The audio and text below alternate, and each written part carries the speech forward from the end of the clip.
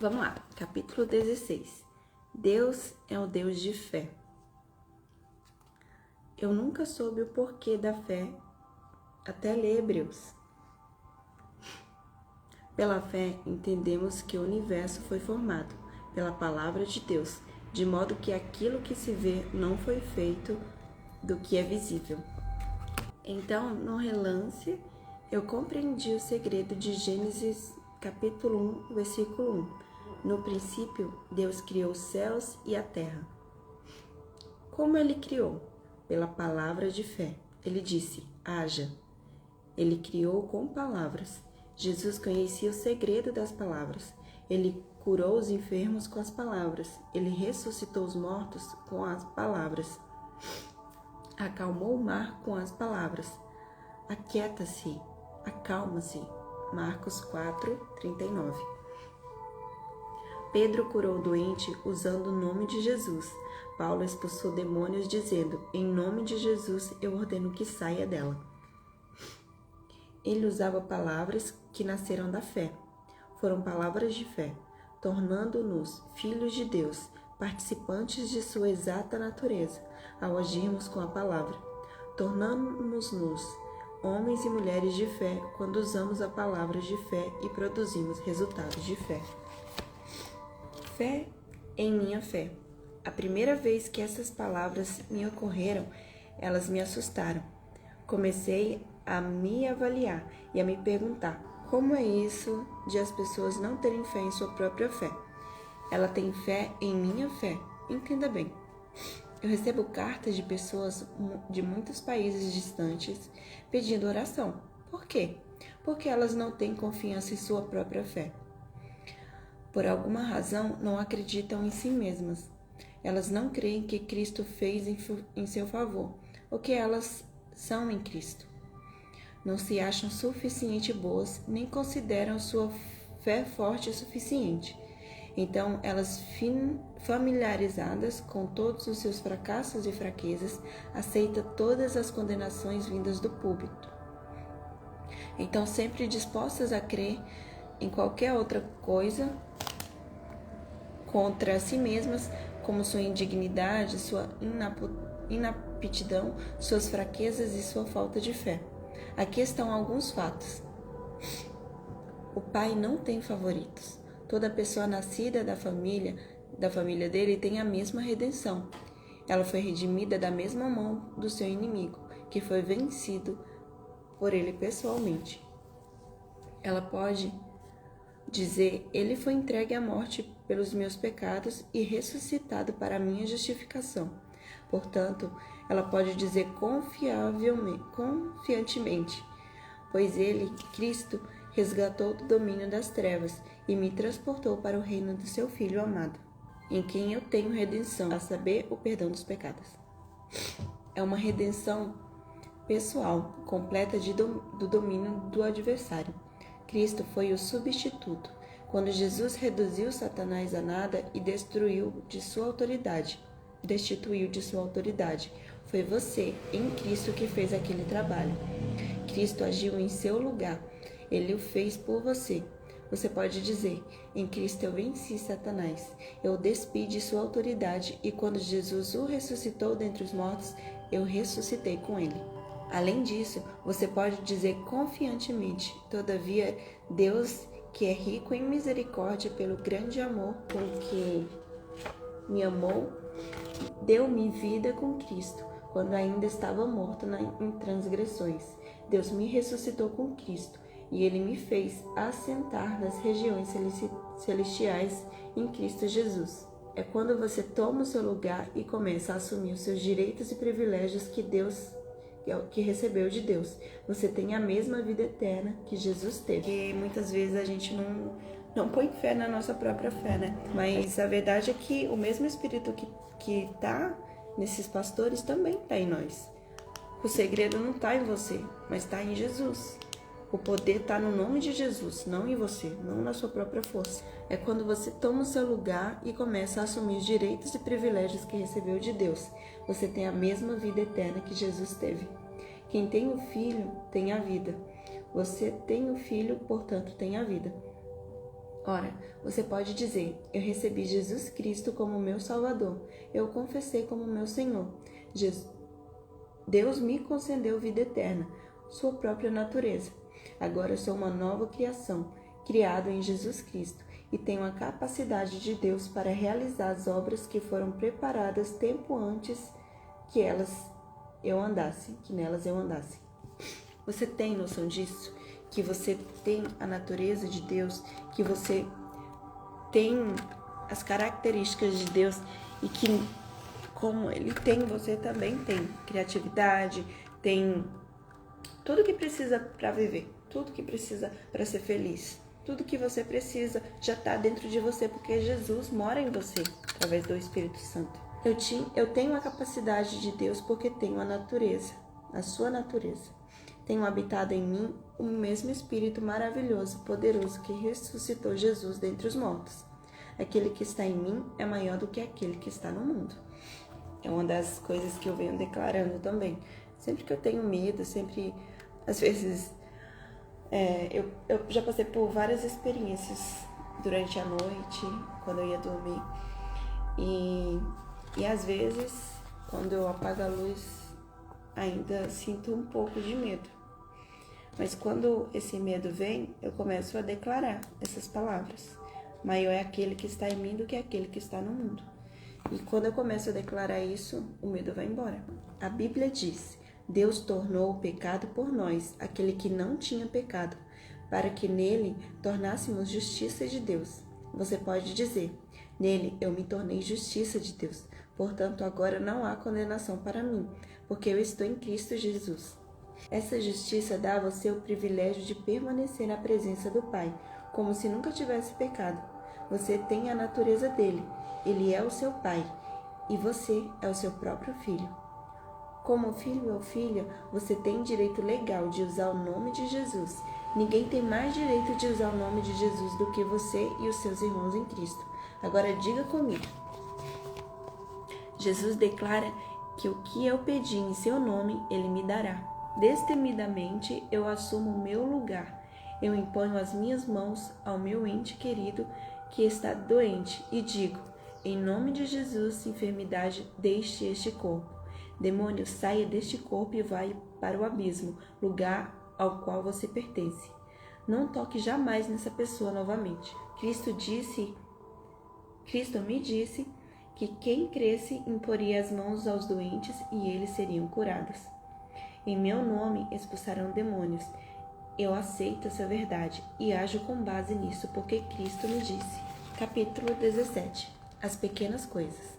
João declarou: ninguém jamais falou da maneira como este homem fala. Esta é uma mensagem sobre as pequenas coisas, pequenas todavia de vital importância. Esta é uma mensagem sobre palavras. Nossa vida é feita de palavras. Palavras faladas, palavras escritas, palavras definidas como música e assim por diante. Como nossas palavras podem ser bênçãos? No entanto, que maldição elas podem ser para quem não se dá conta da sua importância. Em uma declaração mais surpreendente, Jesus disse: pois por suas palavras vocês serão absolvidos e por suas palavras serão condenados. As palavras, porém, podem fortalecer o fraco, encorajar o desanimado, levantar o caído, sustentar o cansado, curar o doente, dominar circunstâncias e ministrar graça ao ouvinte. Entretanto, palavras podem também ser um laço para a sua alma, destruir a sua fé, envenenar vidas espirituais e mentalmente, destruir em vez de construir, e iludir e derrotar as pessoas. Quando percebemos que quase todas as mágoas e mal-entendidos vêm a nós através de palavras, então entendemos o valor das palavras. Você se lembra dos consoladores de Jó? Eles devem ser uma lição viva para cada um de nós. Jó clamou: até quando continuarão a atormentar-me e a esmagar-me com suas palavras? Era o que os seus consoladores estavam fazendo. Eles chegaram como consoladores, mas permaneceram como condenadores. Jó, ele perdeu tudo que ele tinha, né? Perdeu sua fortuna, perdeu seu gado, perdeu seus filhos, a sua casa. Deus permitiu que ele perdesse, que mesmo ele sendo justo, ele não estava imune às coisas que podiam acontecer, né? As coisas desse mundo. Os amigos de Jó, eles foram para consolá-lo, só que quando eles viram a tamanha destruição que tinha acontecido na vida de Jó, eles começaram a condená-lo, falando que aquilo tudo tinha acontecido porque Jó tinha cometido algum pecado. E aí estava falando para Jó se arrepender, e Jó estava falando que ele não tinha pecado contra Deus, que Deus tinha permitido, e ele deu graças até no momento difícil. O soberano, ó Senhor, deu-me uma língua instruída para conhecer a palavra que sustém o exausto. Só para concluir, que eu esqueci. Então, as palavras que eram para ser consolo para Jó acabaram sendo de condenação, e aquilo trouxe mais peso para ele, trouxe mais tristeza para ele. Então, as nossas palavras podem consolar as pessoas ou podem feri-las. Às vezes você quer consolar, tá indo com uma motivação boa, mas não escolhe as palavras certas e acaba trazendo mais frustração, mais condenação para aquela pessoa que já está numa situação difícil. Ela me acorda de manhã após manhã, desperta o meu ouvido para escutar como alguém que está sendo ensinado. Na vida e no ministério de Jesus, vemos o profundo efeito e o poder das palavras. Bem no início do seu ministério, suas maravilhosas palavras se destacaram. Quando ele foi a Nazaré, leu as Escrituras, no livro de Isaías, e anunciou a sua missão divina. As pessoas falavam bem dele e estavam admirados com suas palavras de graça que saíam dos seus lábios. Elas estavam admiradas pelo fato de ele não falar como os escribas e fariseus, mas como alguém que tinha autoridade. O Dr. Kenyon escreve estas palavras muito úteis e profundas. O crente que está sempre confessando seus pecados e suas fraquezas constrói fragilidade, fracasso e pecado em sua consciência. Se pecarmos ao confessar, Ele é fiel e justo para perdoar os nossos pecados e nos purificar de toda injustiça. Tendo feito essa confissão, jamais a referimos novamente. Olha, tendo feito esta confissão, jamais a referimos novamente. Porque Jesus, ele é fiel para perdoar os nossos pecados. E se a gente confessar uma vez, ele já perdoou os nossos pecados. E quando a gente continua a pedir perdão pelos pecados, não é para adquirir o perdão de Deus, porque ele já fez, mas para nos relacionarmos. Então não tem problema se você continuar pedindo perdão para Deus.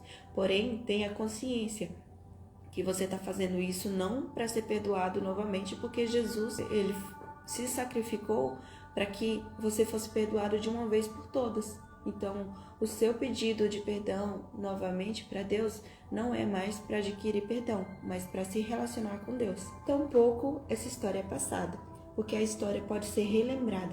É como se ela jamais tivesse existido. Jamais deveremos nos lembrar ou lembrar o nosso Senhor das nossas falhas ou dos nossos erros do passado. Não faz sentido você continuar pedindo perdão para Deus por algo que você já pediu perdão. Você não crê que Jesus já te perdoou? Por que você continua pedindo perdão pelo mesmo erro? Às vezes, você precisa se perdoar também. Não adianta você pedir perdão para Deus e continuar com aquele mesmo peso. Você precisa também tomar a decisão de se perdoar, de deixar aquele erro para trás.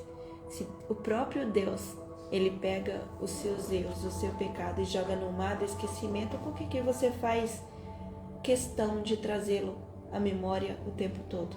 Para se condenar, para trazer culpa, para trazer medo para você, não faz sentido. Então você precisa também se perdoar. Quando você se perdoa, as outras pessoas também que traz condenação para você não vão mais ter autoridade para fazer isso, porque você já sabe que deixou aquilo para trás. Então não tem porquê você continuar trazendo aquilo que te traz todo o peso de novo e de novo e de novo. Eles não existem. Se você confessa alguma coisa, confesse que permanece completamente nele, que é totalmente verdadeiro o que Deus disse com relação aos seus erros e tropeços. Jamais devemos confessar os nossos pecados às pessoas. Podemos desde pedir perdão por eles, mas depois devemos esquecê-los. Jamais fale a alguém sobre suas fraquezas ou seus erros e falhas passadas. Quem ouvir não os esquecerá e às vezes poderá fazer você se lembrar deles.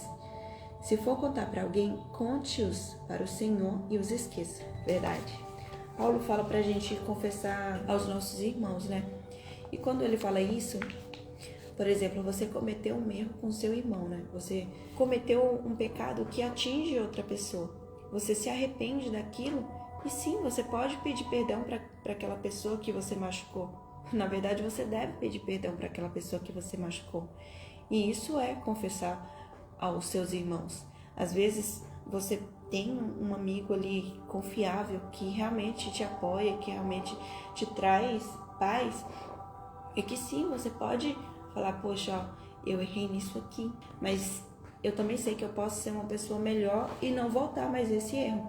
E ao mesmo tempo que você está se fortalecendo, você também está fortalecendo o seu irmão a fazer o mesmo, a não pecar. Mas caso aconteça de pecar, ele se arrependa e mude de direção e vê que há um caminho melhor para ele. Ele reafirmou que aquele trabalho no Ministério de Rádio em 1961, quando novamente entrei no Ministério Diário de Rádio.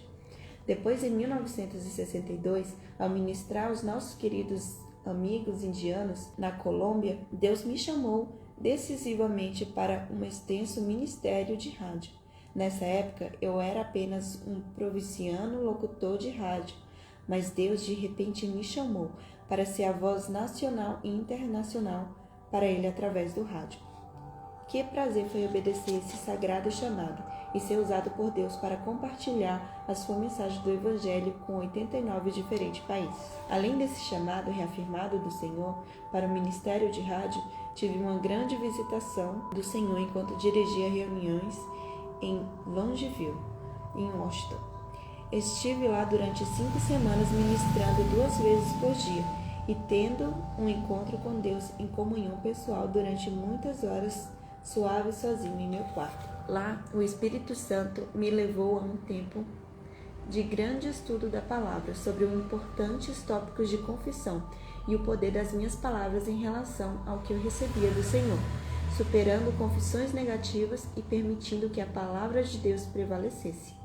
O Senhor falou ao meu coração enquanto eu lia estes versículos em Malaquias. Você tem dito palavras duras contra mim, diz o Senhor. Você tem cansado o Senhor com as suas palavras. Eu considerei como as minhas palavras tinham sido duras contra o Senhor, e o quanto eu havia cansado com as minhas palavras.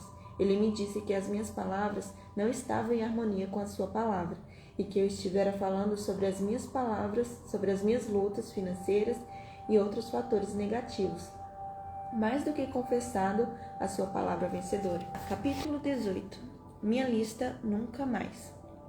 O Senhor me introduziu pela primeira vez no ministério de rádio, quando eu tinha somente 21 anos, em 1951. Novamente, Ele lidou comigo com as Escrituras.